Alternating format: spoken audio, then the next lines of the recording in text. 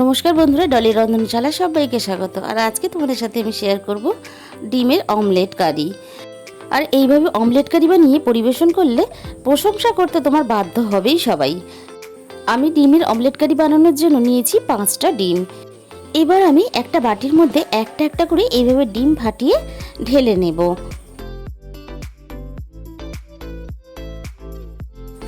এবারে আমি ডিমের মধ্যে দিয়ে দিলাম পেঁয়াজ কুচি, দিয়ে দেবো স্বাদ মতো লবণ, আর দিয়ে দেবো এখানে কিছু কাঁচা লঙ্কা কুচি।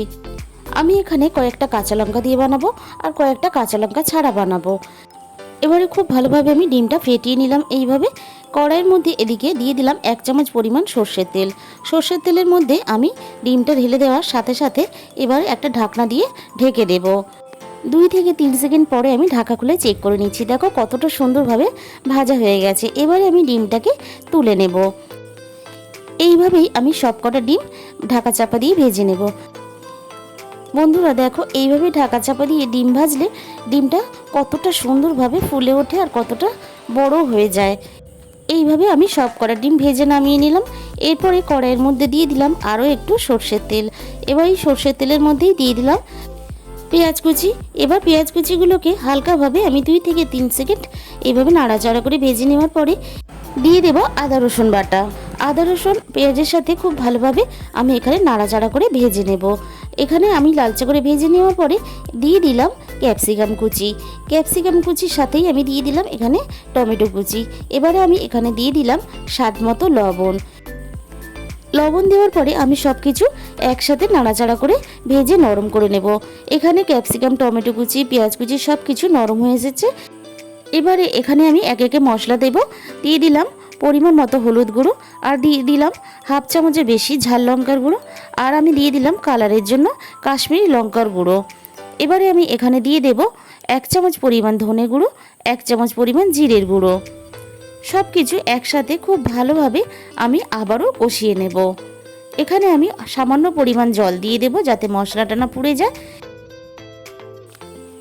এবারে খুব ভালোভাবে আমি সব কিছু একসাথে আবারও কষিয়ে নেব।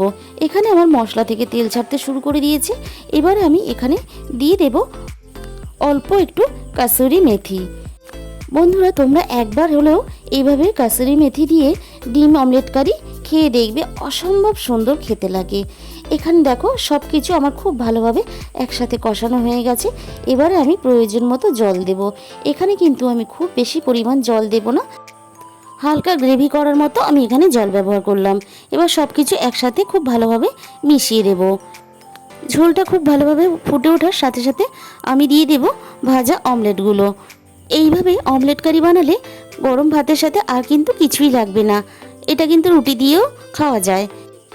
এবারে আমি হালকা হাতে ঝোলের সাথে অমলেটগুলো মিশিয়ে দেব, আর মিনিট 5 মতো এখানে আমি ফুটতে দেব। অমলেট কারি রেডি হয়ে গেছে। এর মধ্যে আমি দিয়ে দিলাম 1/2 চামচ পরিমাণ গরম মশলার গুঁড়ো। আমি গরম মশলার গুঁড়োটা হালকা হাতে এইভাবে ঝোলের সাথে মিশিয়ে দেব। বন্ধুরা আজকের বানানো অমলেট কারি ভালো লাগলে অবশ্যই ভিডিওতে একটা লাইক দিও। আর যে সমস্ত নতুন বন্ধুরা আমার চ্যানেলে এসেছো তাদের কাছে আমার অনুরোধ রইল, আমার বানানো রেসিপিটা ভালো লাগলে চ্যানেলটাকে সাবস্ক্রাইব করে পাশে থাকার অনুরোধ রইল। তাহলে আজকে এই পর্যন্ত।